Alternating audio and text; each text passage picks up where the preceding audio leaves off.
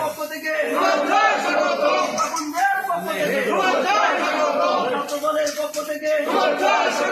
যুব দলের পক্ষ থেকে এমপির পক্ষ থেকে পক্ষ থেকে জীবন ভাইয়ের পক্ষ থেকে রবীন ভাইয়ের পক্ষ থেকে উজ্জ্বলের পক্ষ থেকে সাগরের পক্ষ থেকে সজীবের পক্ষ থেকে জজবাইয়ের পক্ষ থেকে পক্ষ থেকে পক্ষ থেকে